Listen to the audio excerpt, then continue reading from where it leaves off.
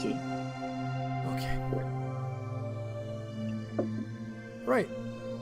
Good evening, good day, good morning, or whatever you want to call it. Welcome to the Voices from Behind podcast episode 0, I want to say.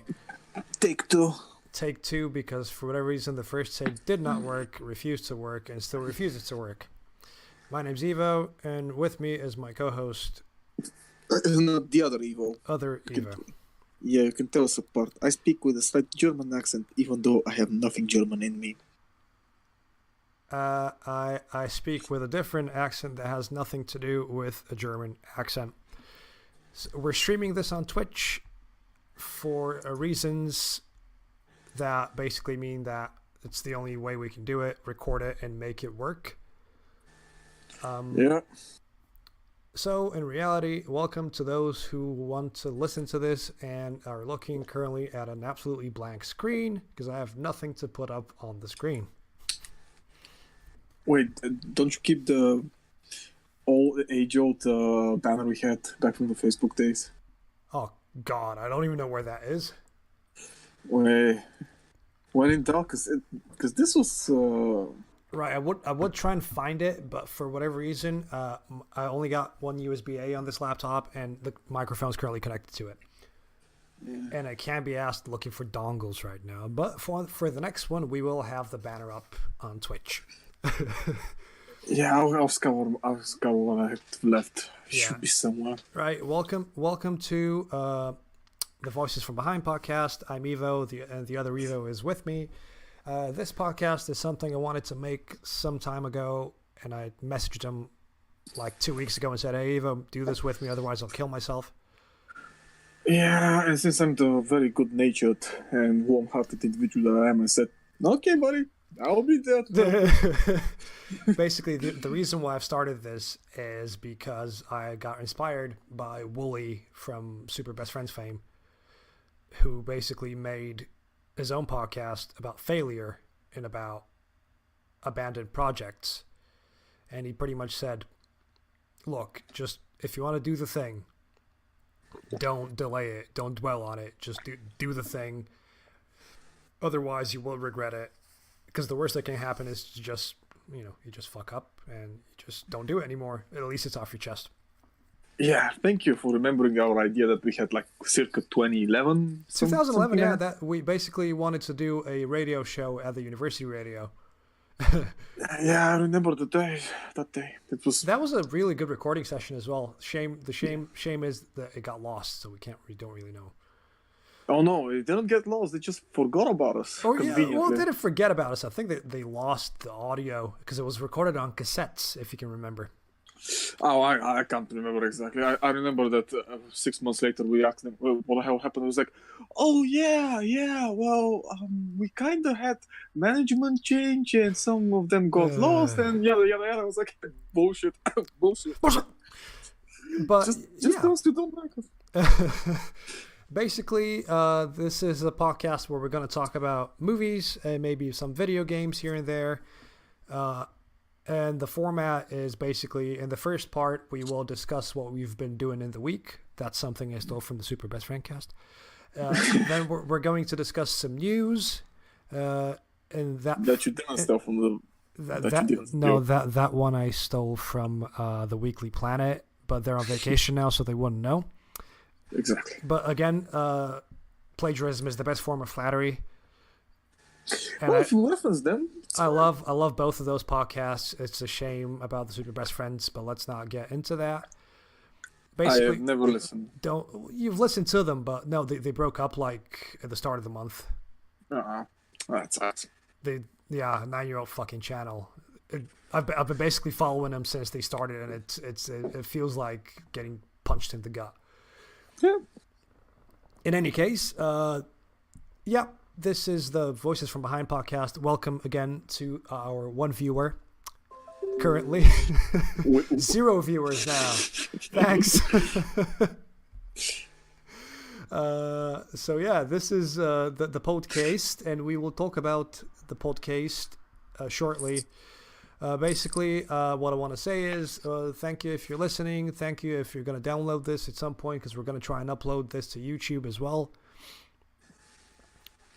Or we might try and stream on YouTube at some point. We'll see how it goes. But this is literally the only way we could record and stream at the same time, because Audacity is being a prick right now. Yeah, so is Craig. God damn it, If you're Craig. listening, Craig. Yeah, if you're listening, Craig, I'm gonna find you, Craig. I'm gonna break your code apart. I'm gonna break you in two. So yeah, how's your week been? What have you been doing this week, and how was your New Year's, and how was your Christmas, and all that? Well, my Christmas was pretty fine. I was with the family, just relaxing like you were supposed to do, because you know it's fucking Christmas. And I got and people are calling me. It's like, let's go drinking. And I'm like, no, it's I'm with the Christmas. family. It's family time. Just no, maybe another time. It's like, no, so what?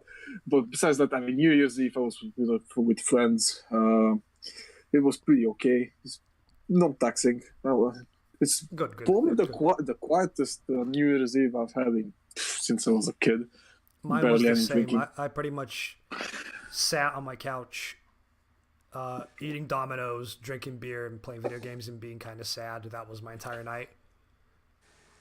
That's not that bad. No, it's not. I'm not complaining. I'm just saying, it could have been worse. I was watching DSTV and Suave. Let's not talk about that.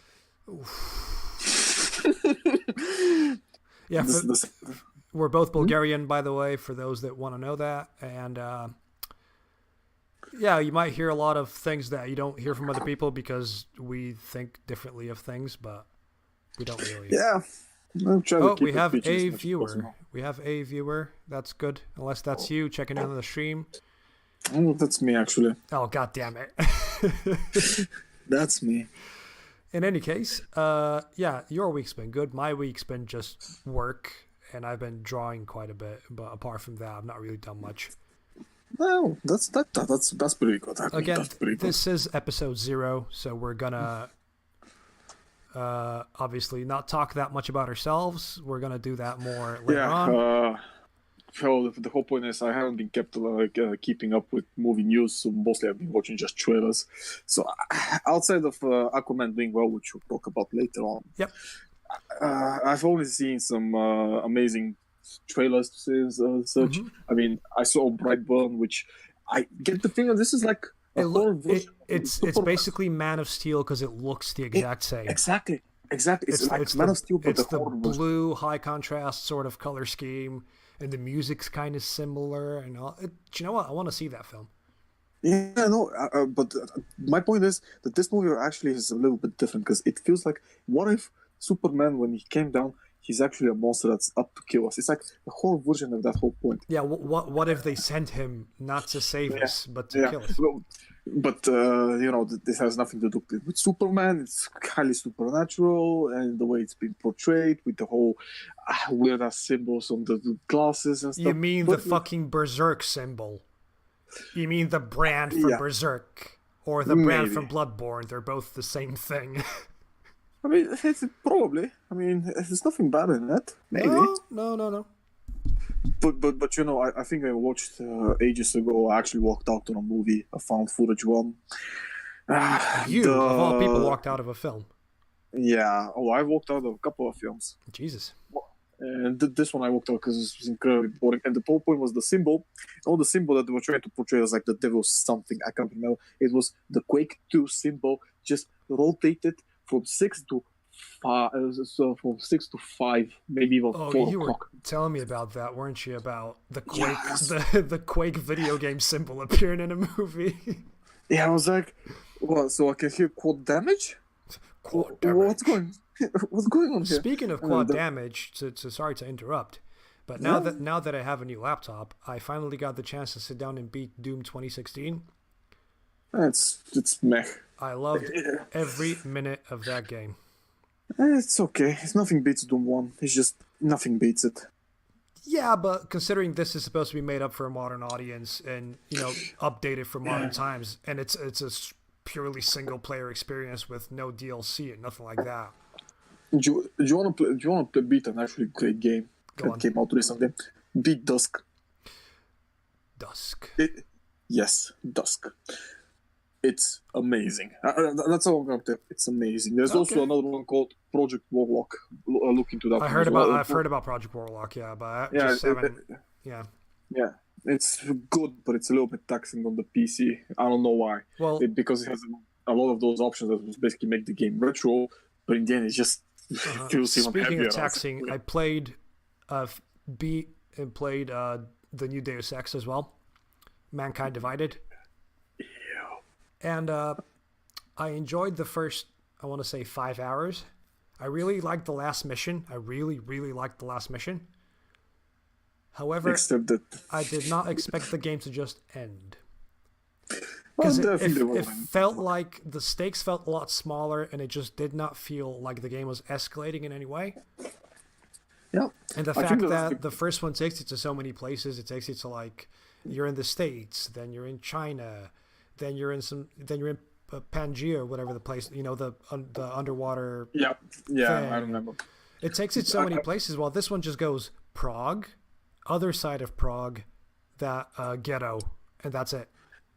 I think that happened because they ran out of money and Square Enix pushed them into releasing it early. Because You I can think you can kind of tell because the story sort of goes in a really good direction. It really it this goes is really so so. I was really hyped, and then all of a sudden it goes, yeah, you're fighting the Russian now. always the Russian. It's like it's such an amazing mission leading up. It's like eliminate all the guards. So basically, it's the one mission they have to use stealth the whole time. And skulk around that hotel lobby or whatever the fuck it is, and it's such a good mission. And then it goes, yeah, you go fight Russian now. No, I think the thing that pissed me off the most was, you know, that the psychologist that was giving you those. She had so much potential as well to be ruined as, yeah, by the way, I'm actually a mole like Adam Jensen thought, but then he didn't think it because I was actually nice to him. But turns out I was a mole the whole time. It's like, no. No, but it turns out she wasn't a mole because she started having second thoughts. It's some stupid. Just idea. don't even. And they've introduced Bob Page and the UNATCO people and stuff like that so early on, considering that a lot of time passes between this one and the original. Right. Back to movies, because Sorry, back to yes, we can turn along about games all night, but back to movies. Yeah, did you see the? Have you seen the new Hellboy trailer? Yeah, I know that parts of it are filmed in Bulgaria, and I know the special effects are made in Bulgaria. Ooh, Because I got friends who worked on the project. Ooh, connections in the movie industry. Ooh. I mean, but it looks positively bad. It just looks bad. I have a feeling that that's the trailer because they said that this one's going to be a lot darker and a lot more gritty. Man, I don't know. The whole problem I have with Hellboy is, first of all, I don't think it's anywhere close to the time for it to be a Hellboy movie.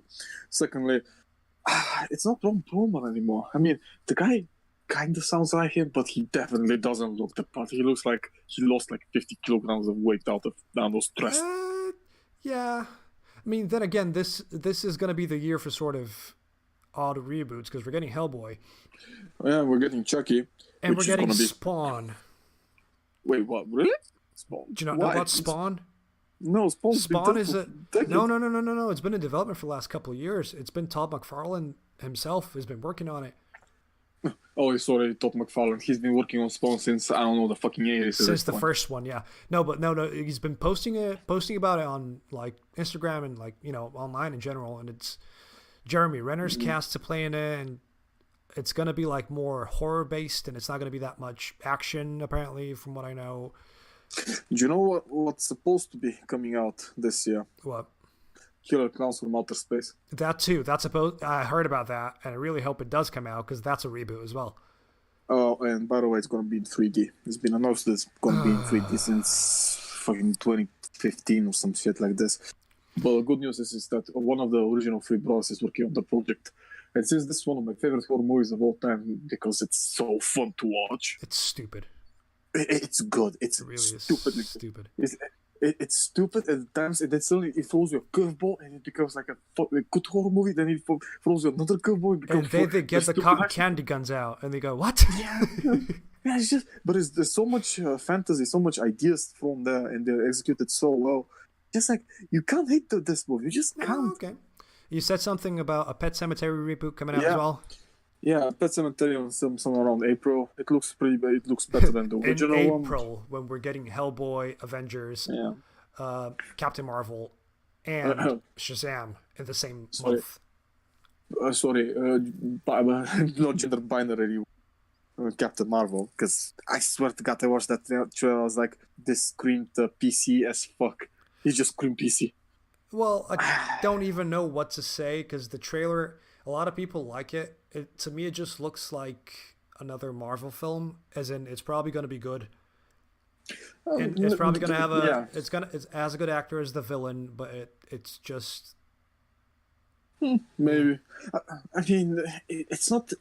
I'd watch it. I'd watch it over the Avengers because to this day I haven't even watched a single Avengers movie, and that's because the outside of Winter first Soldier. one's really good. The second one, Oh no, wait, sorry. I watched the first movie. the second one improves on a couple of things, but it just falls flat because I feel like Joss Whedon got given too much to sort of push in a way, and now Maybe. the Infinity War was good, considering that it's 18 however many movies in, and it was supposed to be, it should have been an absolute mess, and it wasn't.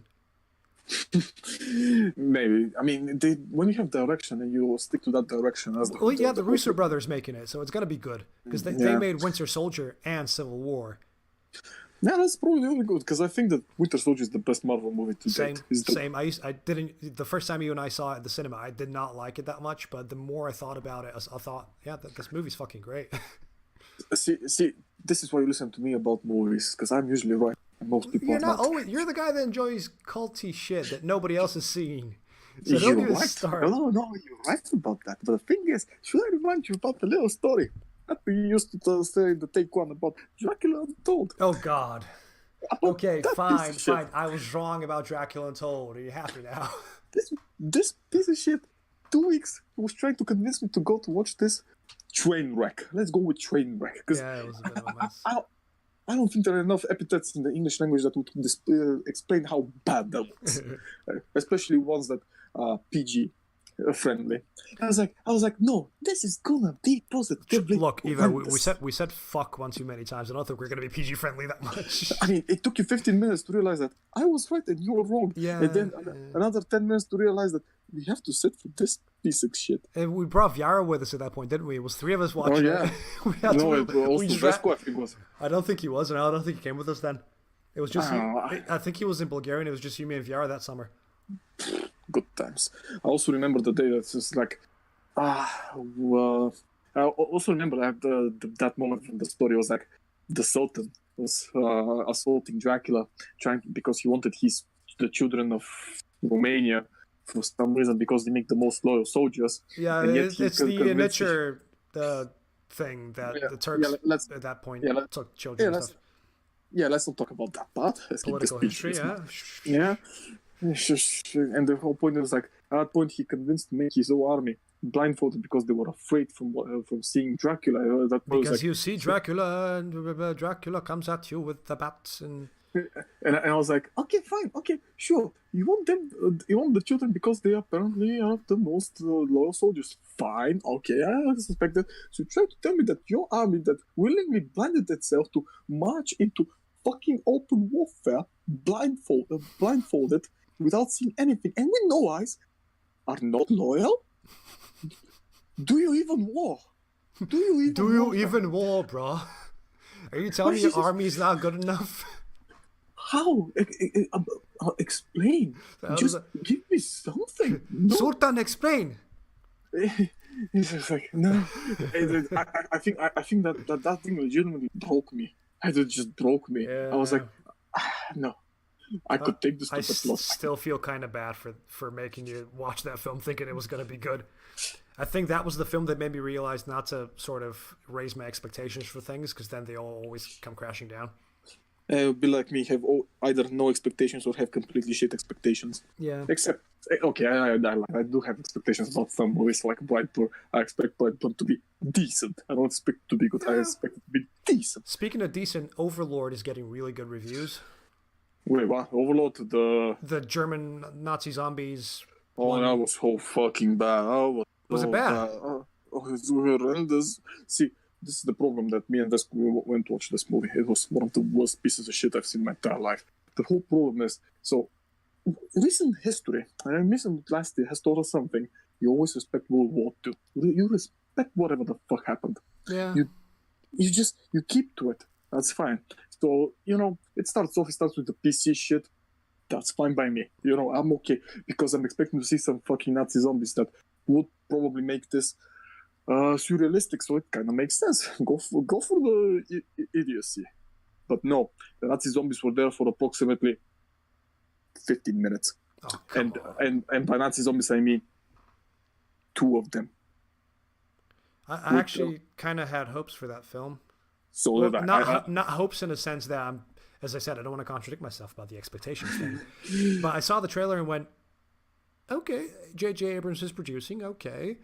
Oh, AC/DC's in the soundtrack, okay. Oh, it's a black dude that's in the lead as well, okay, all right. But yeah, see, it was just, and the thing is, like, I don't think that any one of the characters, the actors, did particularly bad. I think that the whole movie was just a piece of shit.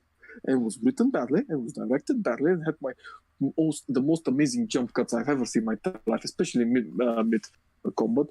We also had all the fucking stereotypes that you can think of. All of them. That's a shame. All of them, including a Italian guy who watches baseball and hates kids and just insults things because that's what he can do. Oh, was it basically their attempt to sort of add colorful characters? No, I think after maybe this shit that just broke me at this point. I just see everything just caricatures of themselves because it's just how it is. Fucking damn it! I'm upset now. You try to make everything PC and appease all the more every minority in existence, but in the end you should end up insulting every single one of them, except the color media just goes like, no, this was good, this is progressive, and like, motherfucker, you're complaining about movies in the 80s portraying you as nothing more than caricatures, and the same shit happens today, and you just go, yeah, well, that's how we are. Choose one. Please choose one. Yeah, people kind of don't know what they want. Nowadays, people nowadays are just way too easily offended and just don't know what they want. But let's not get into that. So anyway, we talked a little bit about Hellboy. We've talked a little bit about a couple of movies. Chucky's gonna get a reboot, which is gonna be one of the worst things in existence. Chucky, that was the one. What were you telling me that it was gonna be a robot and not a doll? Yeah. So apparently now Chucky's not gonna be this suicidal serial killer that transfers his soul to a doll and continues his murder speeches because he fucking likes killing. And he tries to find himself a new life. Which is basically a really good premise because the guy's like, I want to carry on living and killing. Yeah, because it makes sense for his character. What? It's basically a character. That's what I'm saying. That's a character. You go, okay, what's one trait? One trait, he's crazy. Second trait, he kills people. And third trait, he wants to kill people forever. Those are character traits. You can't really insert that into a robot because basically, it's a robot. Oh, the robot has gone crazy now, and the robot's killing everyone because it's malfunctioning. That's not a character. Yeah. That's just a robot that's killing people.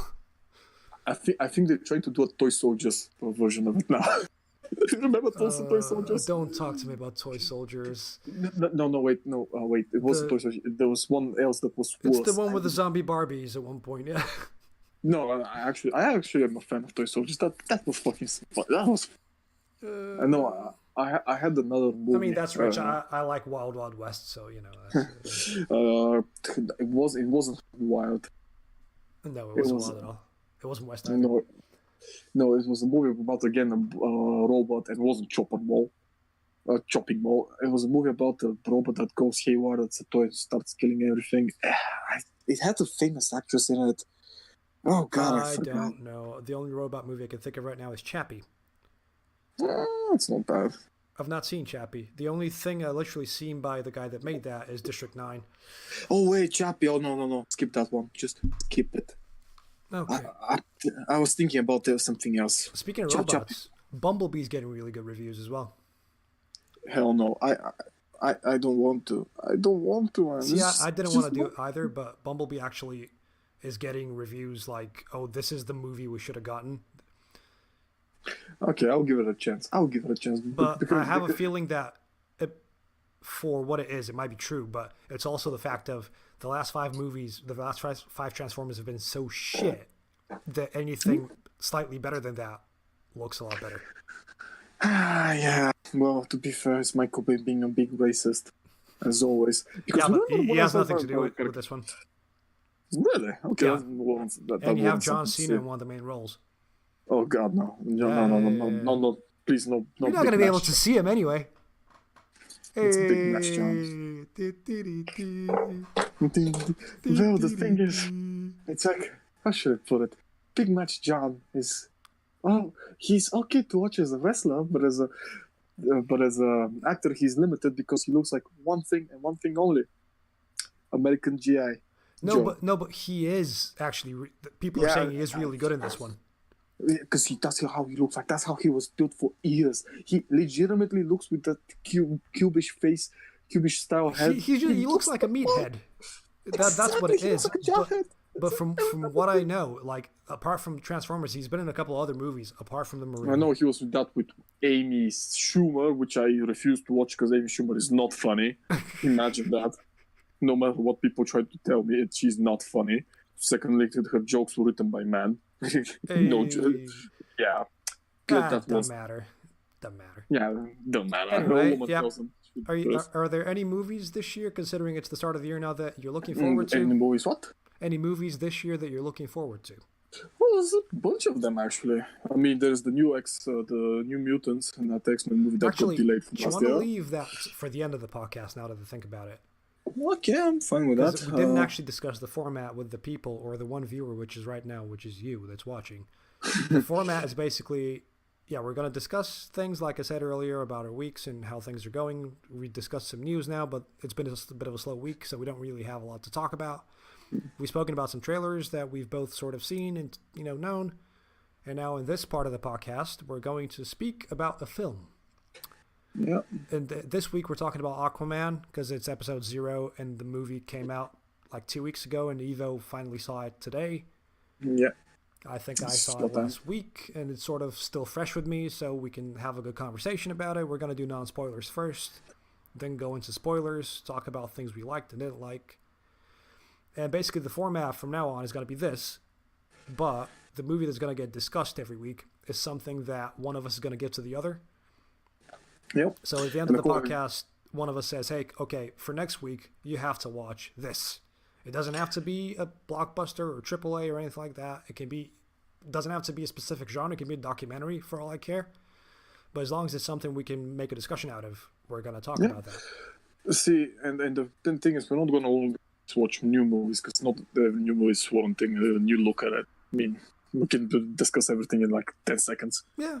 You can throw in anything because trust me, we're gonna discuss the new ones when they come out. We're gonna try and make this podcast a weekly thing, so And as a personal rule, I avoid biopics watching because biopics, I think that's probably the worst type of movie. But then again, you should watch Bohemian Rhapsody because it's great. No, I see. Here is the weird part. Now, personally, I'm not a Queen fan. I don't like Queen. I don't mind listening to them, but I don't like them. I have friends who are absolutely nuts on the Queen hype, which still runs today. They went to see the movie. They said it was pretty fucking bad, and that tells me enough because I don't care about it. Yeah, I liked it. I liked it a lot. I mean, the one thing I must say from watching the trailers is that main guy. I always forget his name. He's that British actor. Rami Malek. He's not British. He's American. Oh, really? Rami Malek. Yeah, Rami Malek. He made an amazing job.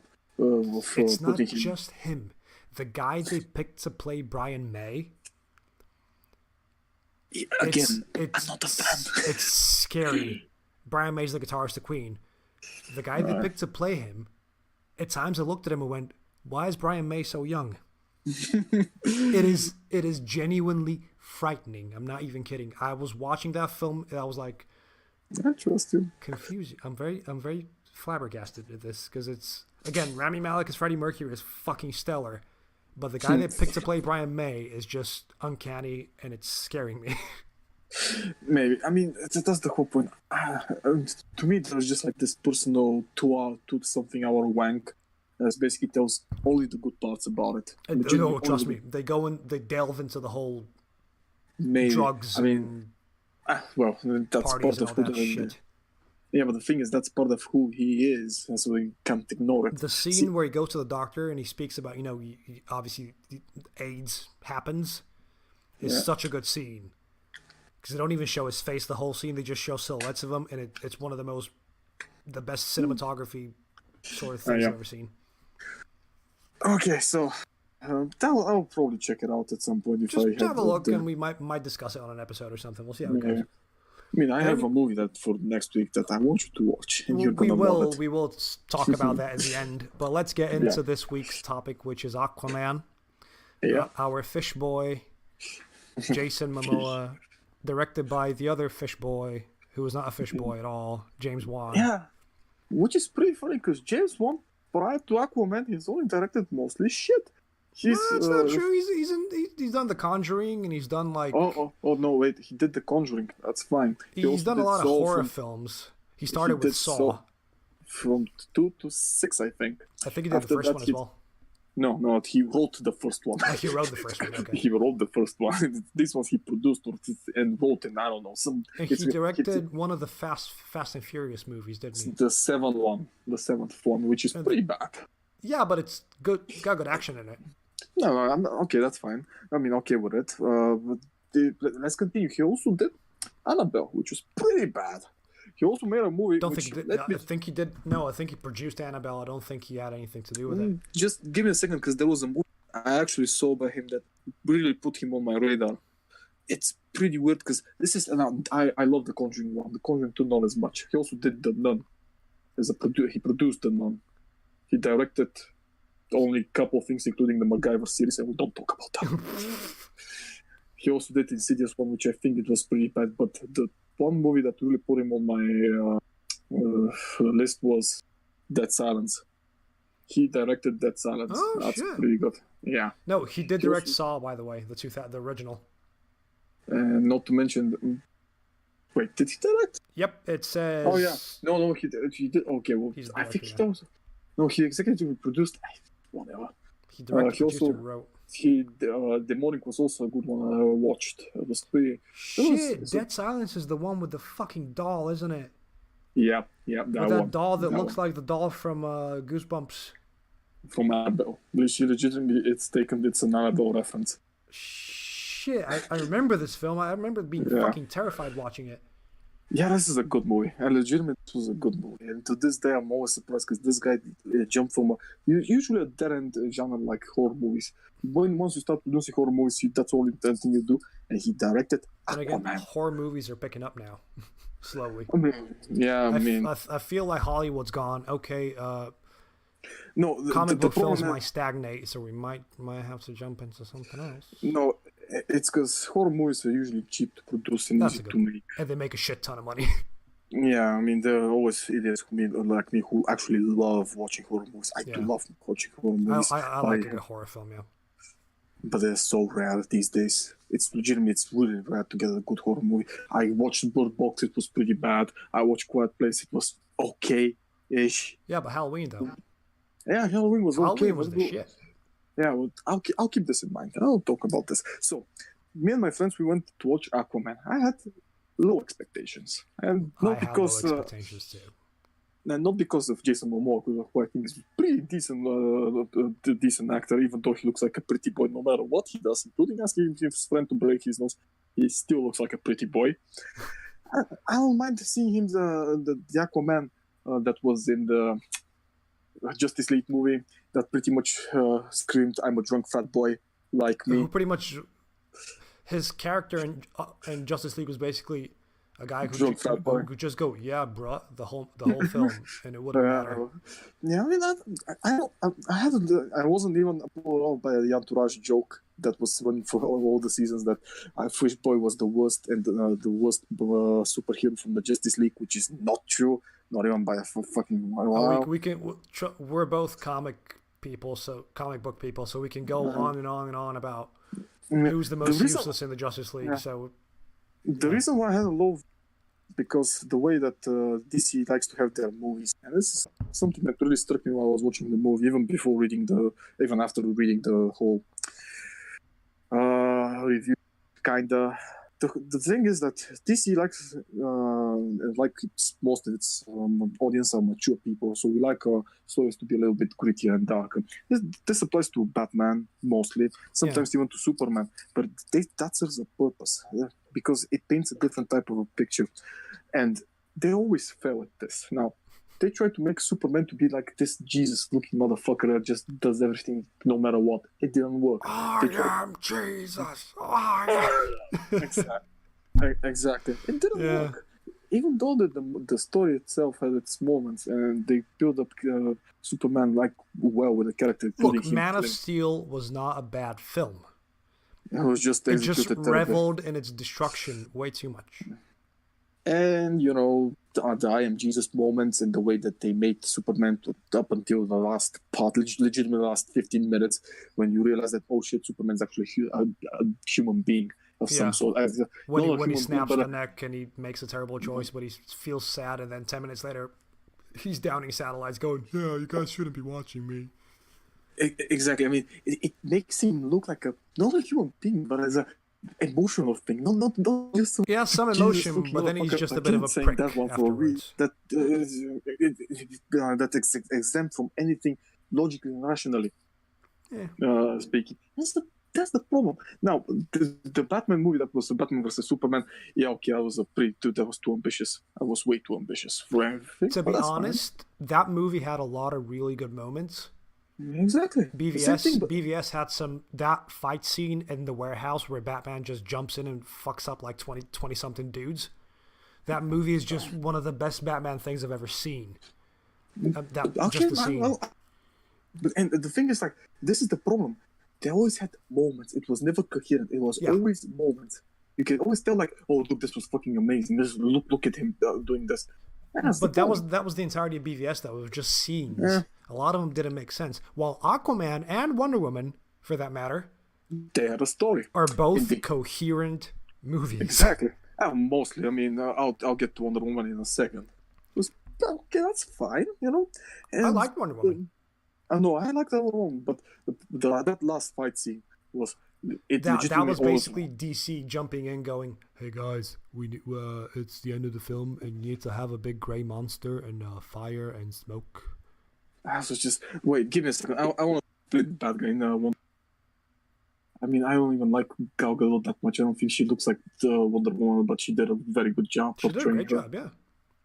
But that's what it is when you can see when the studios looked at the director and went, "Okay, you do whatever you want." You do you, and don't listen to us. But then they show up at the end. They go, "Hey, where's the CGI man and the smoke?" God. There's just no. Well, Aquaman is clearly James Wan's vision. Yeah, well, it's pretty good. But before that, we had Justice League. Oh God, please don't.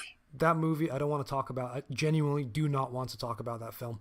Because it hurt me and it hurt my childhood, and I felt personally insulted by it. No, but okay, it is true to an extent, but it showed me something that I came to realize next year when I saw Aquaman, is that they build up properly. Because the whole point is, like, if we compare DC character by character to Marvel, and we take it like this: Batman against Spider-Man. Oh, Spider-Man's a pretty shit movie. It's always been a shit movie. It's been shit. The comics have been shit. It's been shit for fucking years. They legitimately shut all over Stanley's vision, not because it's Spider-Man's still. Yeah, rest in not peace, because rest in peace. Not because it's a amazing concept or anything. It's not even that the character is well written. It's just that they make him look like a complete moron. And that's something that Batman's not. But they share the same origin story of a dead parent. Yeah. And the emotional weight by it. But every reboot to this day fucks up the Spider-Man origin to some extent. And that completely kills the character. Because Batman and Spider-Man are built like traditional Greek tragedy heroes. Yeah, you lose parents and you strive to become your better self. It's not even the parents. It's like you suffer an emotional episode, a dramatic emotional episode that shapes you for who you're going to be. The Kratos, basically.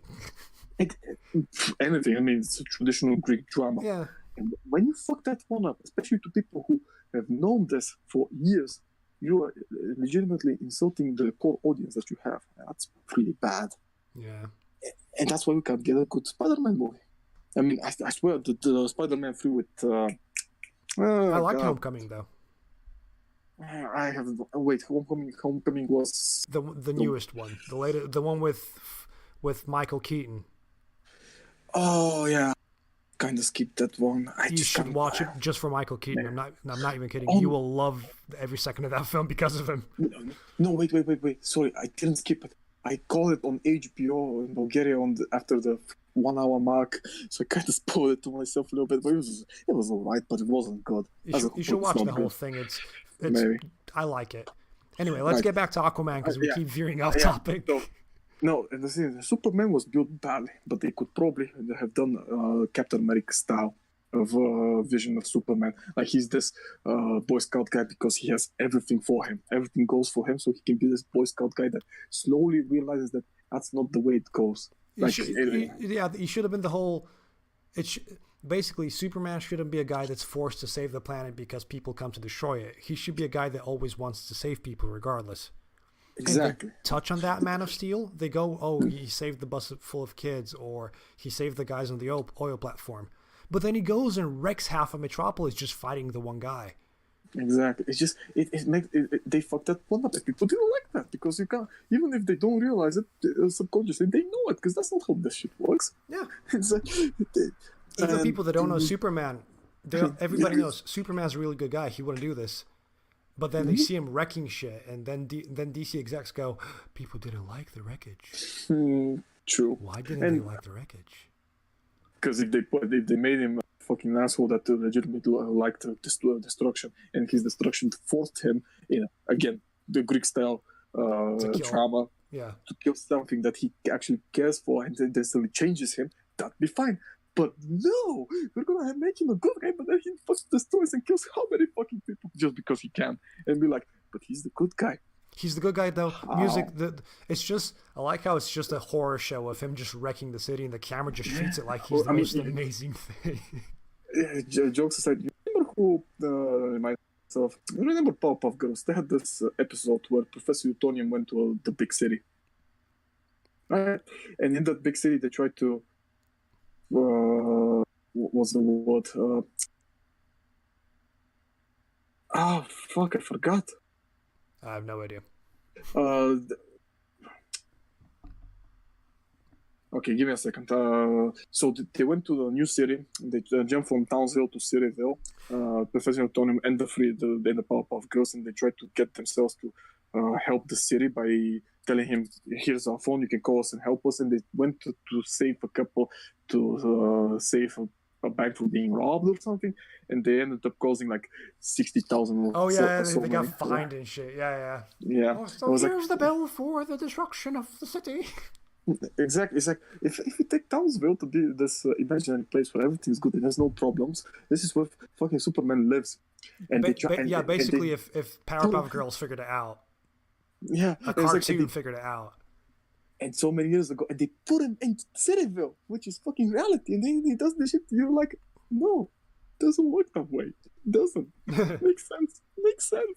You sons of bitches.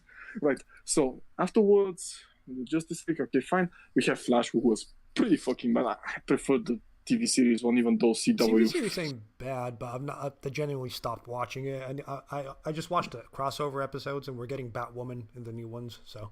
Oh yeah, Batwoman. Ruby Rose is gonna play Batwoman. Yep. Thank fuck. But CW, everything that CW touches kills. They just kill it. Well, it's just impossible. They're still going. I'll give them that. Like they're all still going. Okay. I'll give them that. They're still going. They're pretty bad, but at least it's not Marvel TV series. I'm watching Riverdale right now. Oh, Riverdale's good. I actually watched it. But it's not though. It's not that great, and I'm still looking at it going. Archie shows up and goes, Jughead, we need to stop Tallboy from distributing the Jingle Jangle to the Jangle Jungle. and I'm looking at it going, that's the worst line I've ever heard in my life. I hope the show lasts 9 seasons. Let me just tell you this. Sabrina, which is part of the Archie. I need to watch that. And Sabrina got a remake that's on Netflix. I think it came on, but I'm not sure because I can't find it. It's up. It's on Netflix right now. I'm looking at it as we speak. It's good. It's legitimately good. I need to watch it. Desi finished it and she said it was great. So I'll need to sort of sit It's down good. and watch it, binge it. Yeah, but the thing is, like, and you know, I prefer the TV series Flash. That's fine. The actor who did the Grant Flash, Gustin. he did okay, but you know, it's just like he talks and he kind of sounds smart, but he isn't Oh, you smart mean because Ezra Miller? You mean yeah, when he talks about brunch? with the Bronx accent. I think it was don't. Bronx. No, it's not Bronx. I don't know why I did the Bronx. I don't know what this accent is anymore. I don't know where I'm going with this. Let's just No move one on. knows. Justice League Okay. was bad. Let's not talk about it. We are now at the point where we're Wonder Woman. talking about. Wonder Woman. Well, no, right? Wonder Woman was good. Yeah, That's all I'm Wonder Woman gonna say. was It good. was cohesive. It was good. The action was good. The story was good. The chemistry between the two leads was amazing. Except that last fight scene that was That last so fight scene was just. It could have been And- way better, but it's clear that the studio pushed them to do it. That I Right. don't think that was the way it was supposed to go. So the whole point is that I'm bringing movies up is because the way they're also shot. See, up until Aquaman, including that last scene of Wonder Woman, they were overly edited and high CG. See, when I started watching Aquaman, the first scene where Nicole Kidman, her stunt double, sorry, went on that fight scene with Oh, those that three. was such a good scene, though. It was shot in a single take. Well, it wasn't Kinda. exact. It was stitched. It was made to look like a single take, Yeah, but you could see everything. Yeah, but you can see everything. So it gets this idea that it's a single, with a single cut. Yeah. Which is amazing because it makes cohesive and coherent notions of it. You don't have a single person throwing a punch and being edited 5 times from 5 different You angles. don't and have for the- Liam Neeson jumping over a fence 17 times in 7 with 4 seconds. cuts and stuff like this. And when they did this, it's like they endowed me. If they keep this, it's gonna be good. Okay, for the most part they did keep it. I'll give them that. For the most part they did. Let's talk Except- not spoilers first, and then we'll go into spoilers. Yeah, I mean, and this is all across the movie. It's been the way it's been shot. It's been shot very, how should I put it, John Wick stylish, even the Raid stylish. When he tries to keep everything coherent in a single take, like except those few times, but where the CG honestly goes above all else. It's just like you know that you have to edit this. Still, the otherwise it's- CG wasn't great in parts, but you could still understand what was going on. It wasn't. Yeah. It wasn't muddy. Yeah, this is the problem I have with a lot of movies nowadays. I can't make out what the hell's going on half the time. Yep. I'm- Because it's all this- blurry and there's explosions, and you're looking at it going, "Where's this? Who was that?" What? And the angles and the way it's been zoomed in, and the whole, it's just, and the hyper edits, it just confuses people, including me. I remember that scene from RoboCop that I still to this day don't know what the fuck happened in the first shootout. Oh, Don't the talk about that the one with the robots. You remember watching that? You and I went to see that movie in fucking IMAX. Yes, no, we did, and I'm talking about the first one when they were this spa and they started shooting. The militia in some sort of African country or something like that, wasn't it? No. The first one before he turns into RoboCop, he was at a shootout in the bar. I don't even remember that. Yeah, it's legitimately like the second or third scene doesn't matter. So the point is, like him and his partner are there, and before his partner sees him die or some shit, the typical RoboCop story. And the whole thing that happened was so hyperly edited. And at some point, I just turned on, I was like, "The fuck happened? How are they on the street? Weren't they You're like, sitting at a table?" what's my name? I was like, it's just, but yeah, this thing does not exist in Aquaman, and I think that this was the most important thing because even in DC, even in the others, there was some parts that I literally had no idea who was fighting what, where, and why. Yeah, especially there's bits in Justice League where you're looking around going. The people tend to forget this.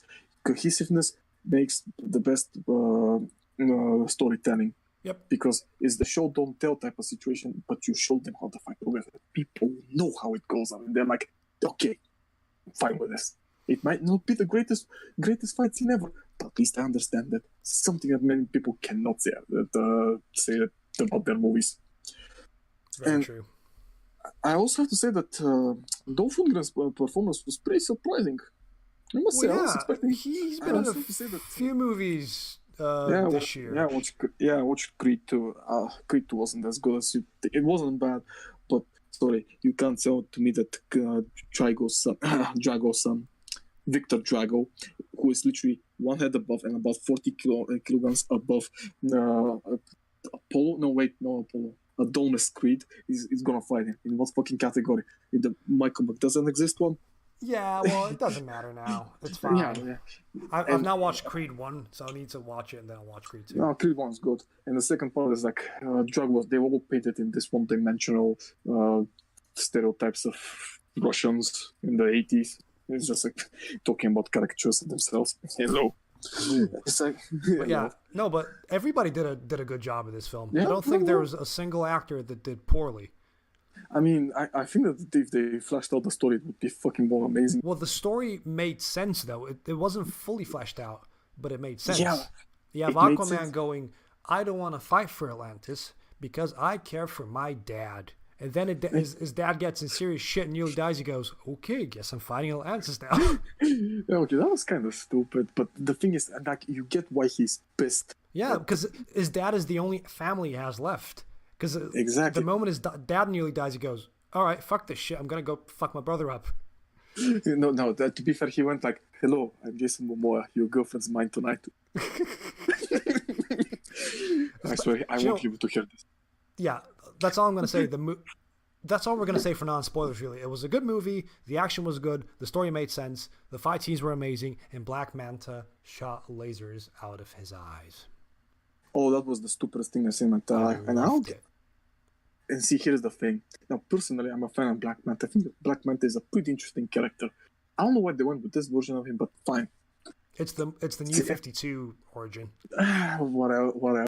See, here's the problem that I have. Now, you tell me that this motherfucker who has been a fucking pirate his whole fucking life is suddenly able to reverse engineer some fucking Atlantean level. No, but he's clearly a smart guy because he has knives and blades hydraulically installed in his gloves by default before he even gets the suit. So clearly he's breaking into a fucking submarine with a special ship. That probably the Atlanteans gave him because that was part of the fun. I'll get to that point. Okay, let's get into spoilers. For non-spoilers, all we said was it's a good film. It made sense. We enjoyed it. But this motherfucker was able to reverse engineer a new technology from fucking Atlantis. Atlantis. That was basically able to convert fucking water into plasma, which, by the way, bullshit. It's comic books. It doesn't have to make sense. It's the one. It's the one comic book film from DC that actually embraces that. Okay, I mean, okay, sure, but I mean, please keep it fucking grounded for the most part. I mean, that point, that's like my physics code bullshit on this one. What do you mean grounded? You had people. You had Patrick Wilson dressed in a purple suit, screaming at Jason Momoa riding a shark. I mean, sure, but there's nothing grounded in that. It's just like it's one of those moves like I can buy this shit, but I can't fucking buy it. He had a little kid putting. You can't buy plasma. He had a little kid putting his hand on an aquarium glass and attracting sharks. And this is okay, whatever. So the point is like he was able to reverse engineer this shit, which takes fucking not PhDs, fucking doctorates in fucking chemistry, physics, engineering, and God knows what else. You put the thing in the thing and it shoots the laser. That's all you gotta do. It's just like, it's a fucking puzzle, man. It's just like, do it. I mean, if they actually gave him the suit and he just painted it black, I was like, okay, I can buy this. But he did this shit in less than a month. I was like, he did it even less time. I mean, I'll give him a month. I'll give him a month because the fucking that reason. Scene though, the whole fight scene with him was so good. Oh yeah. Yeah, the entire exactly. scene in the village, not village, in Sicily or whatever. Yeah. Do you know how they shot that, by the way? Yeah, there's a video online on YouTube where James Wan explains how they made the scene. That's all. Every single thing there is a virtual background. It was all shot in the parking lot of the movie studio. Yeah, maybe. I mean, it does show a little bit when you look at the background. But you know what? I don't care. It was amazing. It was so good. It was so the guy jumping through like, fucking walls and going like, "Oh, I'm just gonna walk past this kitchen." It's kind of stupid when you think about it. It's Chris Stuckman, who's a YouTuber I follow who does film reviews, said this was an 80s cartoon. Maybe. And they embraced it to the max. Like they didn't They didn't fuck with the tone, and they didn't fuck with the themes. They basically went, Aquaman cares about his family. He wants to save his dad. He wants to protect his dad. And now he likes this girl who he wants to protect. So he's going to go fight his half-brother. And the moment he shows up in Atlantis, Orm just goes, you challenge me? You want to challenge me? I'm going to fuck you up. It's What like... you say to me, bro? Bro. Basically, that's what it is. And it's great. Because Orm is clearly fucked in the head. Oh, yeah. Like, people go, I don't understand his motivations. I don't really get it. It's like, he's been brainwashed his entire life to hate the surface world. If you grew up with your dad smacking you with a belt every morning, you won't want to wear a belt when you grow up, because that's going to remind you of the time you got smacked with the belt. I'd say mostly if you grow up in a white trash hillbilly style village. You know what I mean?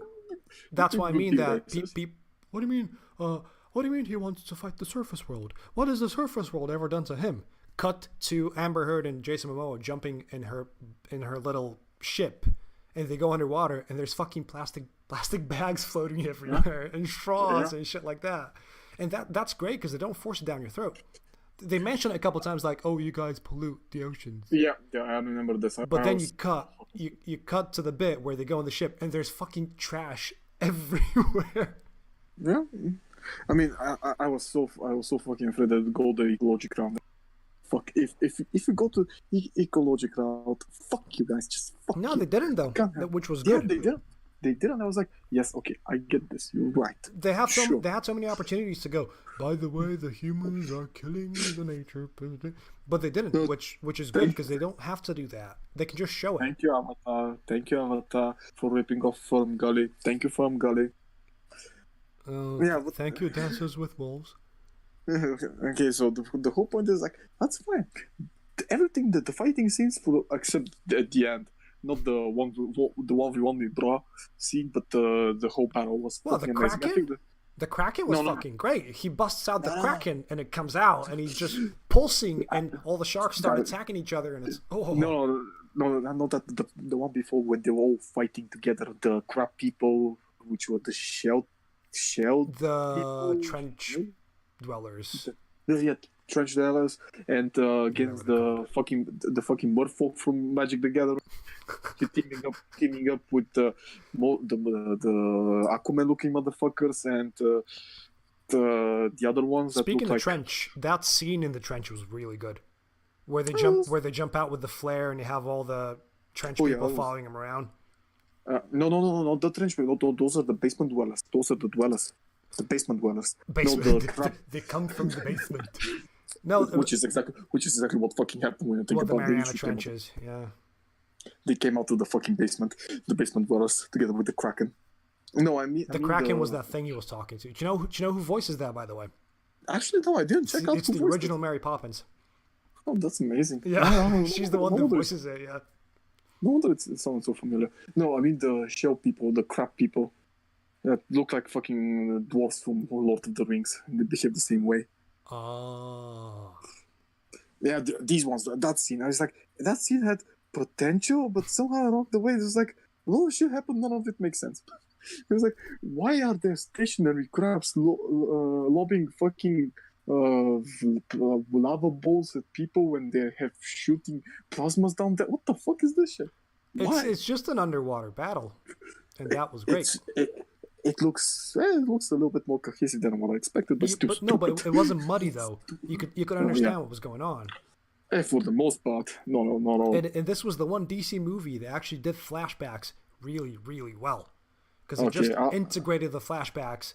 The camera pans and then it pans into a flashback, and you go, "Oh, that was smooth. That was really, really smooth. Not bad, that." Okay, it could be worse. You could pour what's the word for it? In media res. If you pour in media res, I'll find them. I'll fucking find them and beat them. You have my word on this one. No, but I quite liked the what scene was it? Basically, when they first show up in Atlantis, and Orm just goes up to Jason Momoa before they fight, and he goes, "Look, you have one chance. Just turn back, because I'm gonna fuck you up if you don't turn back. Like, I care for you. You're still my brother. I don't want to fight you. Go back." And Jason Momoa just goes, "Nah, and and like, Yeah. but no, but you can tell like Patrick Wilson plays it very well. Where he goes, "Look, I still care for you, even though you're a bit of a dick. We can make Yeah. this work. Just don't fight me, because I will beat you, because I'm better than you." No. See, this is the one thing that I legitimately can argue about because I think that this actually portrays Ocean Man. Ocean Man. Bible man. As his weakness because he knows that he's fighting Jason in his own element. He Yep. knows that he's better than him, but he still offers him not because he's his brother, because he's pretty obvious that he fucking hates his brother because he blames him for the death of their mother. Yeah, No, and he still he does. actually- Yeah, we'll get back. He, We'll get to he, that. he doesn't think that he's that he could for certainly win. He's just not sure. No, he's because he cocky, but he's not arrogant, if that makes sense.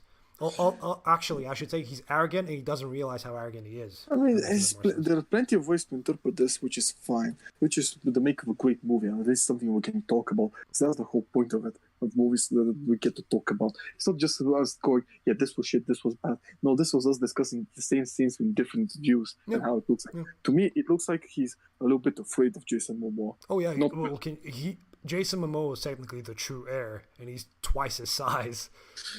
Oh yeah, that's what I say. Hello, my name is Jason Momoa. Your girlfriend's mine tonight. You're You've like, seen all those pictures of him as well online. I know Where that he takes that pictures with he'll take a picture with a couple, and he'll just push the boyfriend aside. He should just hug the girlfriend. really? What Just look it up. Like I think it's just look it up like Jason Momoa pushing boyfriends away or something. It's so good. I mean, I know that crazy motherfucker. You know, he grew up being a model, so everybody thinks that he's a pretty boy. He does look like a pretty boy. Let's be honest. He got his friend to break his nose so that he sheds the pretty boy persona. Jesus. I must say, it didn't work out for the most part. But He's still a handsome motherfucker. I'll tell you that. I mean, until someone fucking mangoes his face, he was still looking pretty boy. But I fucking respect that. I mean, that speaks to fucking commitment. So you might still be a pretty boy, but you're a committed actor and a pretty boy. That's something No, that but men not. you can tell he's having a great time while they're making Yeah, this. no. I mean, yeah. Seeing when Ocean Man and Jason Momoa had a fight, that was pretty fucking amazing. Honestly, it's just like I almost expected to hear Ocean Man because I fucking heard the most horrendous in existence cover of Toto Africa. Oh god, we Holy don't. fucking- No, I didn't expect that at all. Because I heard Pitbull and went, "Is he gonna say Mr. Worldwide?" He didn't. But then they go to Africa in the Sahara, and as they're in Africa, the chorus goes, "Take me away." I'm like, Yeah, it was like, what? really? I mean, What did you why do couldn't- to Toto? It's a meme song. I get it, but you don't have to do that. Why didn't they just put the fucking original? The original. It's like, I love the original. I like Pitbull. I do not have Pitbull in my movies. I think that Mr. Worldwide. yeah, so Mr. Worldwide from Miami, and it's just only been in Miami. Fucking Worldwide, that one. also Uno, went to dos, New York. tres, cuatro. Okay, he's bilingual. I'll give him. Not that like we are trilinguals to say the least. We don't talk about that. no, we are just fucking peasants compared to Mr. Worldwide. Peasantese. Okay, enough. Anyway, yeah. Also, enough that of Africa this. scene was pretty good as well. Honestly, I think that thing pissed me a little bit off. See, the reason is like, you know, the biggest problem I had with that movie, that whole convenient tracking device. Oh, Okay. the wristband. I get this shit clearly. So they escaped from fucking China, from Great Wall of America. Somehow managed to, yeah, it was a fucking reference to it. I'll give them that. It was like they managed to school over it. They managed to hide in the fucking well, like a fucking Pinocchio, which surprisingly, It made sense. I don't know. Still made sense. I'm fucking surprised that she didn't know what a Pinocchio was. Well, think about it. She's lived underwater her whole life, and Yeah, like but that's if it's anything from you can tell from Orm, they don't know anything about the surface world. All they know is that the surface world is a bad place. I know you, but the thing is you expect to say that somehow all across this time no one's ever fallen out the book, which we all know that people do, and it's never been down to fucking ocean down. A book's gonna disintegrate in the water. It wouldn't make sense to stay. It would take too much time, I think. I don't know. It's That don't I don't know. Yeah, but It made sense in her I character, wish- because before that she was like, "Oh, the yeah, surface she world did is a it also. shithole. You know, I don't like it. I don't want to like it." Yeah, but they still spoke English and understood each other. Who the fuck knows how It's that a shit movie works? though. Everybody speaks English. Bruh, remember fucking Black Panther, that honestly idiotic movie when I had the stupidest thing in my entire life. When Black Panther goes, we must adhere to our traditions. You know? So I was like, so that's why you fucking speak in English. You miserable motherfucker. And then the gorilla tribe just goes in and just huffs and puffs and speaks in, I don't know, their native language. Just like, yeah, that's how you hold fucking Yeah, let's tradition. not go into Black Panther, because I can talk about that film for ages. It's Most important thing about. about it is people liked it. It made a shit ton of money, and they're gonna make another one. Of course, I mean, it wasn't the worst scene, but it's still pretty fucking bad. People just tend to ignore this shit. Yeah, well. Especially the whole point of the movie. Okay, whatever. So they hide in the fucking world. They somehow go and find themselves a fucking plane. I don't know how Jason Momoa had money across the fucking time and how they He found. kept, I think he just kept giving people doubloons from like Atlantis or something. He kept giving them gold coins. I mean, sure they gave him the balloons, but what kind of a fucking exchange rate is that? I don't know. You get a well if you were just a gullible foreign or Australian man, as the pilot was, and you got a fucking gold coin, why would you say no? Be like, oh, I got a gold coin. I'm gonna fly this man, and you know, fly the man over. Before the no, but okay. Shrimp whatever. on the barbie. I don't know. I can't do an Australian accent. No, I can't at this point.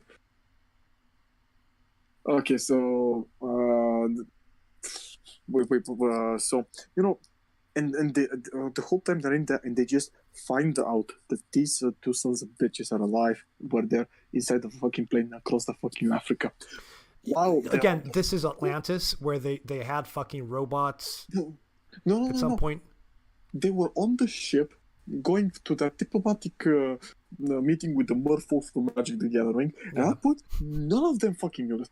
How the fuck does this shit happen? Because they were flying with a fucking plane which would take, if an Australian man took it, he said from, let's say, South Africa, that sounds plausible, I guess, South Africa, up to the Sahara, that would be like, what, 12 hours of flight, to say the least, 12 fucking hours. It was like, I don't know what it took. All I know is that it's a comic book film, yeah, and it's still basically all you have to know is she has a tracker on her and they're tracking her.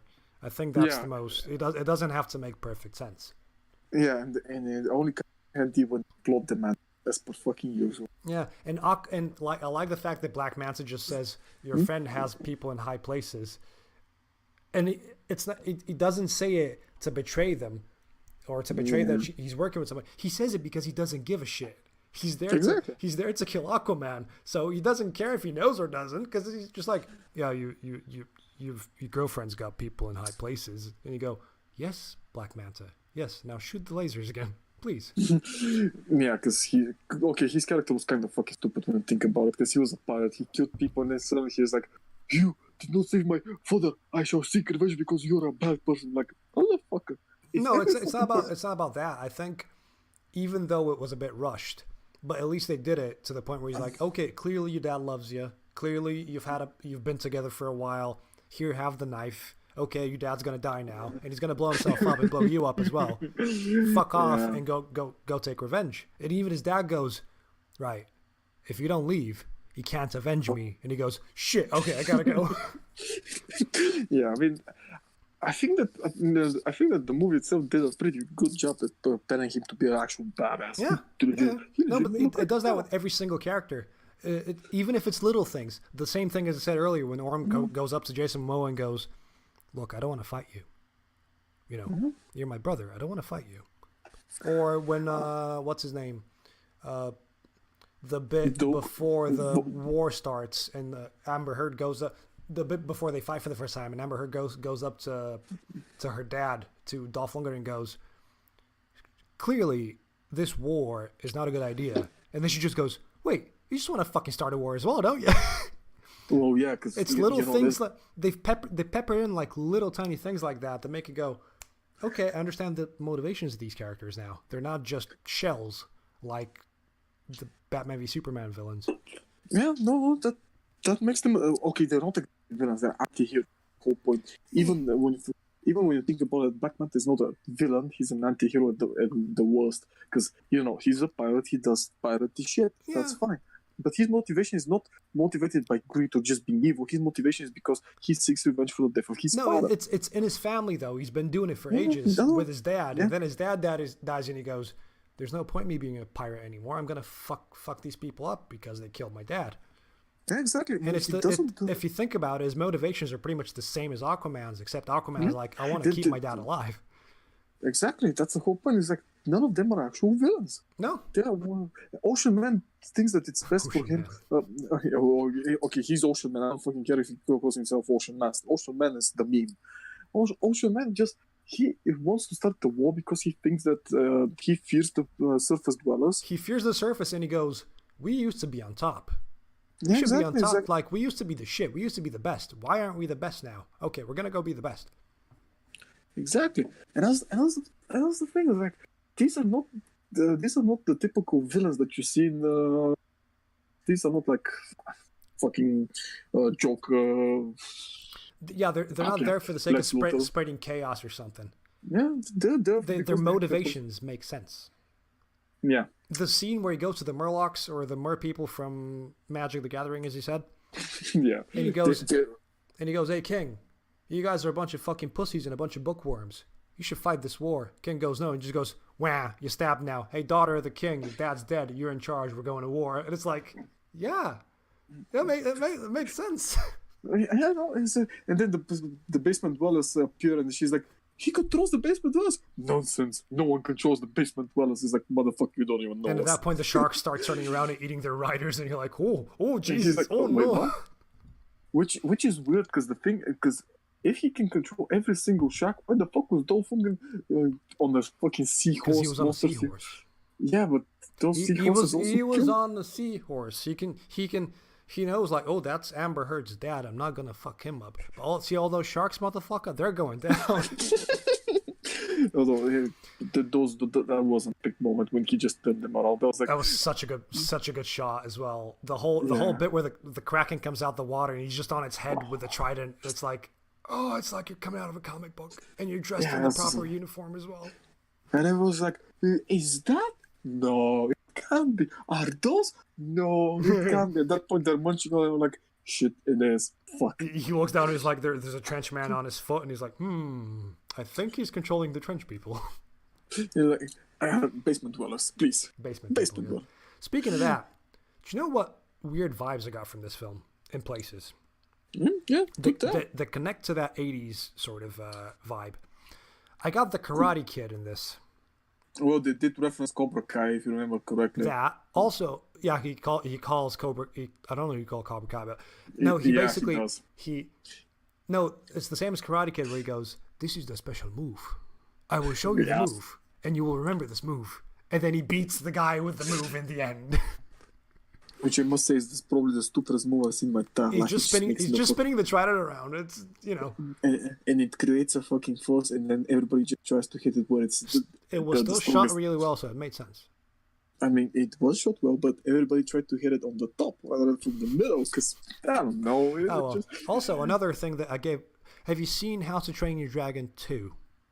I think I did. Where it turns couple out, years ago. spoilers, that his mom is alive.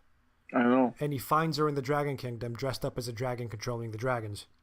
I know. It's kind of stupid. I got this in this one, where they find Nicole Kidman dressed as a fish fighting the fish people. Well, no, she wasn't exactly fish people. She tried to take the trident because she wanted to fucking leave the No, island but to go she back was to her also husband. dressed in armor that she collected from fish people because she was fighting him so long. And because she probably had no weapon. Yeah. So, But that's the vibe I got. I got the vibe. It just reminded me of How to Train Your Dragon. Also, No, I mean, with that scene, there were dinosaurs on that island. yeah, I don't want to talk about that. That No, just but pissed me what off. if it turns out, I thought about it in my head, which That Jeff is probably Goldblum just a shows up stupid... from nowhere? No, no, basically, no, what I got in my head was, which probably not true, it's probably just a fanboy in me speaking, but what if that is Dino Island? You need to remind me. Gotham. Dino Island is like a DC place. Basically, it's like a living landmass that shows up, or is it like a space island? I'm not sure. It's the New Frontier. It's the one that's set in the 50s, where all the dinosaurs come out of the sky and they start fighting the people, and the superheroes have to band together. It just reminded me of that. Yeah, I don't think so, because I think this was hidden inside the Maelstrom. Yeah. Which is in Earth's core, which I don't think how the fuck this thing can magically teleport. It's comic books, okay? It doesn't have to make sense. That's what I mean about this movie. You watch this stupid shit happen, and you watch people in stupid costumes, and you go, "No, that makes sense." I think someone hasn't read the last. You'd be fucking surprised how good that one is.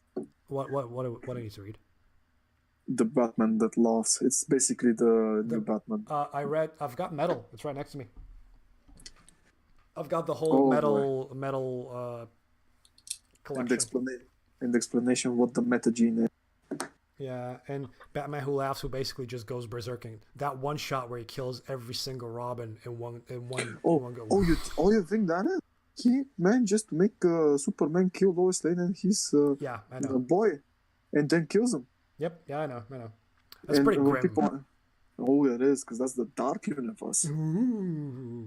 No, but it makes sense, and it explains what the metagene is.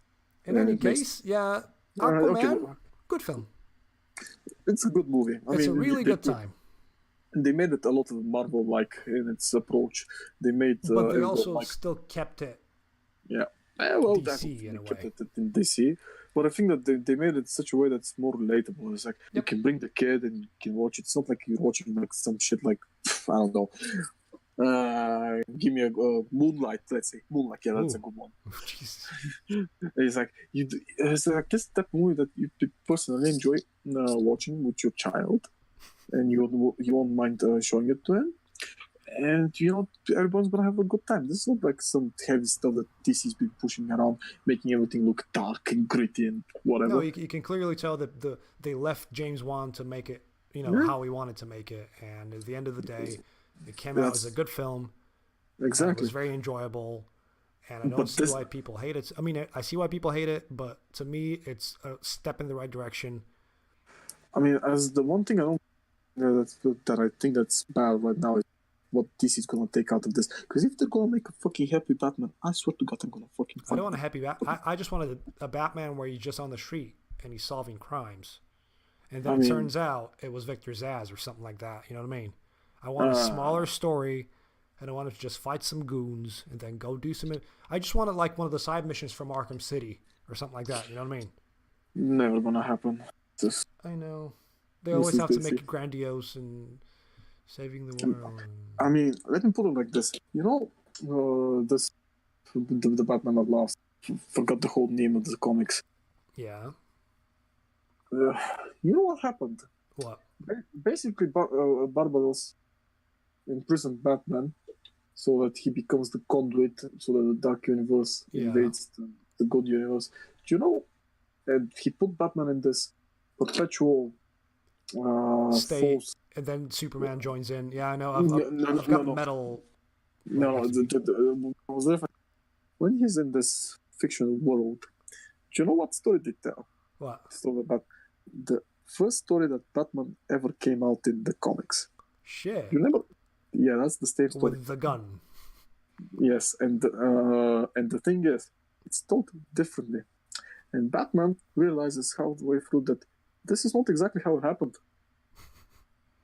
This is some fucking meta level writing, and I think that Joss Whedon, not Joss Whedon. Who wrote this? Scott Snyder.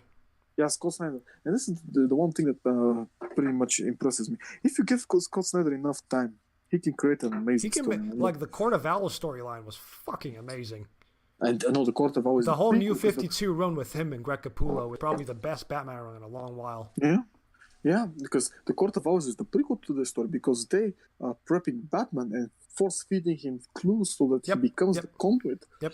And this is the type of... And they never gave this freedom to Joss Whedon. Joss Whedon never really got it. Joss Whedon?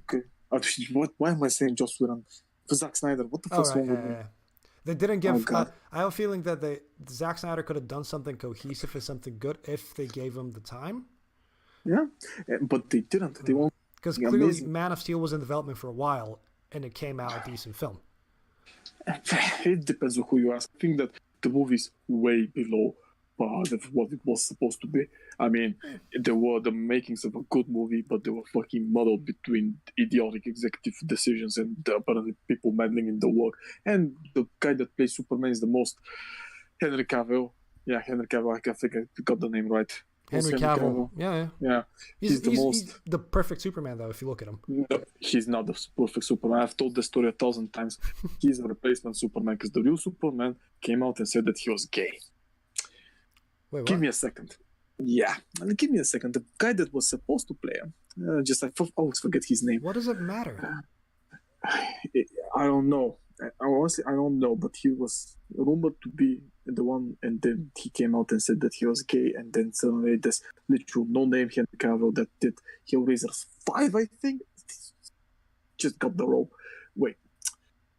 Well, Right, Matt Bomer? Yeah. The reason they replaced Superman? No, it's not because he's gay. Well, that's...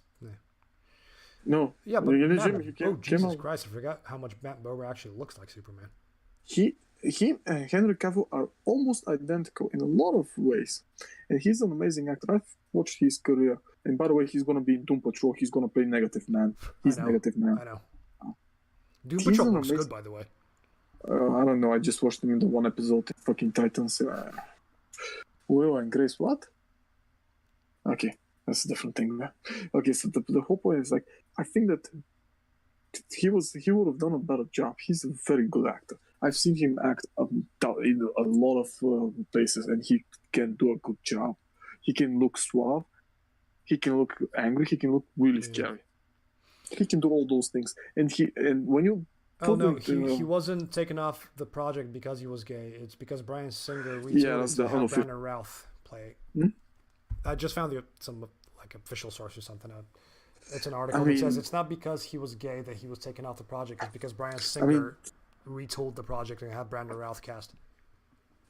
I mean, in my opinion, it's because he turned out he was gay, because they would never say it's the come out as like he's not going to act that role because his sexual preferences are not in line with what we believe to be normal for this day and age, and for our company to move forward. That should never go on. I don't know. Never. To me, it's that reason, because Henry Cavill has zero on that bomber. It just makes no sense. Henry Cavill was the kind of guy that they paid, what was it, $60 million to remove his mustaches in Justice League. Do you know what the actual story is behind that? I actually found it out some time ago. Basically, he was like, Warner Brothers went to Paramount and said, "Look, we need Henry to come back for reshoots. If he shaves his mustache, we'll pay you guys for like prosthetics or CGI or whatever. We'll pay the difference so you guys can finish the movie." And some Paramount exec pretty much went, "No." That's literally why it happened. And that's why if they waited and if they didn't rush Justice League out the gate and for like a November release and waited till like February this year basically, it probably would have been a better film. Yeah, this is also the thing that got me. It's like even in Aquaman they referenced this when Mira told him you went and stopped Steppenwolf, which is fucking weird. How the fuck would she know this when they are not even part of the fucking Surface World? They fucking but she was there though in Justice League because Steppenwolf came and took the mother box. Exactly. I mean, it makes. I mean, this is. And so Aquaman went in, but because he goes and gives them the mother box, doesn't he, or something like that? Yeah, I mean, I think that if they actually made it, so this scene would be superfluous and won't be there, and would make perfect sense, and we'd be like, okay, sure.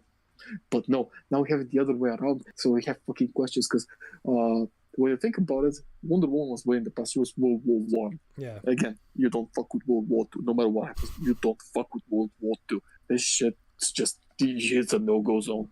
You treat that with fucking respect and you keep it as close to the facts as possible. It's just how it is. And unless you're doing Captain America, which even it kept it mostly grounded, and Apart from the 'Cause- Tesseract and the superpowers, but you know. Yeah, but the thing is, everything else that's surrounded made sense. It's like in Overlord. If you're gonna go all the fucking way to make it, you at least make it in such a way that it's it's World War II, but it's not World War II. It's not like this is World War II, but we maybe have these things, but they may be there, and then just you remember that this is World War II, and this shit makes no sense. Yeah, fair enough. It's like you have to keep it. If you're gonna keep it grounded, you keep it grounded. If you're gonna keep it, this fantasy style, you keep the fantasy style, and you just make sure that people don't forget it's a fantasy. Because otherwise, fuck. You can ask Ian Battlefield 5 how that turned out for them. Oh god, Not don't get me started. not good. Let's not talk about video games. We'll have an episode about video games at some Not point. good. Yeah, it's like, and I think that that whole line just bugged me so fucking much. It's like, yeah, but it was still a line that shows up to give that character not something to do, but something to sort of show the reason why they're there. Yeah, because she's not just showing up to go, hey, by the way, you're the true heir. No, one, you're the true heir, and two, you fucked up an alien, and you saved you've saved everyone and us, so you might as well come help us, because Arm is gonna fuck everything else up if you don't. Oh, wait. This also reminds me, like, all this time when this shit happened, where the fuck was Superman? Where the fuck was Batman? Where the fuck was the Flash? Well, nowhere. That's the thing about DC movies. They've said now that they're not going to try and connect them. They're going to keep them self-contained. No, that's fine, but they went into the fucking... so this is after the Justice League, after they all know about each other, and they vow to do this shit together as a group, fine. And somehow... this guy just goes on, fucking fights an army on his own, who almost declare war on the surface dwellers.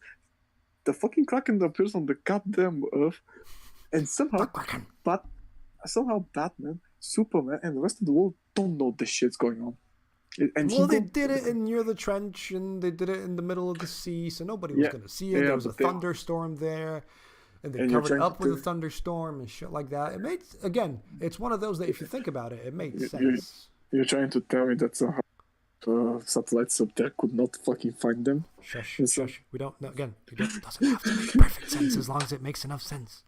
Maybe. I mean, yeah, sure. I'm just picking at this point, but you want to see a movie that's literally the best that it could be. It's like no problems. You just watch it and go like, good. Just good. Yeah, you watch it and go, this was a step in the right direction. This was good. Keep it up. This was good. It's like, in this case, it's like, this was good, but it could be better, but still good. Yep. Go on. Go on. You're doing good. You're doing really good. Which one's the next movie that's going to come in this season? Shazam is coming out in April. Fuck. This is going to be bad. I don't know. I need to see another trailer maybe or something like that to actually be able to understand. Me and Vesk were like, if The Rock is going to play Black Adam. I don't know why I was thinking Sinestro. Black Adam. We have to have John Cena play Shazam. Yeah, but we're not gonna have John. I actually thought John Cena should have played Shazam, but the guy they picked, what's his name, Zachary Levi, whatever. He's a good choice. Oh, let me just say, I think that Shazam is not a movie that actually works on the. No, Zachary. No wait. Zachary Levi. Chuck. Oh, yeah. Oh god, Chuck. Oh god, that's bad. Chuck's bad. Chuck's so bad. Oh, I don't know this guy. Okay. Don't know what's bad in okay. All I know is that Aquaman made sense, and I enjoyed it, and that's all that matters. Oh wait, wait, what? He was in Thor? Yeah, he's one of the Warriors 3. Yeah, sure, whatever. He's dead. He's gonna be killed. Wait, what the fuck? Really, they chose the homeless guy that's a friend of Chuck that doesn't look the part. Whatever. So the biggest problem I have with this is that I think that Shazam works on an animation level and on a comic book level, but he definitely would not work. I mean, I could be wrong, but this is how I feel about it. Because you need very specific actors and very specific We'll see how it acting. goes. Yeah, I mean, it could work. Although seeing how old is he for a second. There's always hope. So he's, 39 years old, a 39-year-old trying to portray an 11-year-old. It's gonna be fun. We'll see how it goes. Anyway. Because she's like a child, because he's a child. Yep. Mm-hmm. Young Justice did the best. let's wrap it up for now because we've hit the hour and a half mark. Okay. So you have a movie for me to see for next week. Yes, it's called The Poughkeepsie Tapes. I'll link it here. This is the movie. This is The Poughkeepsie Tapes. Throw it up in Discord or something, and I will write it it's down. in Discord. Yeah, it's in Discord. It's a movie that I think that you're gonna find really interesting. The Poughkeepsie Tapes. Yeah, the Poughkeepsie Tapes. Poughkeepsie, whatever. Poughkeepsie. This is a weird ass title.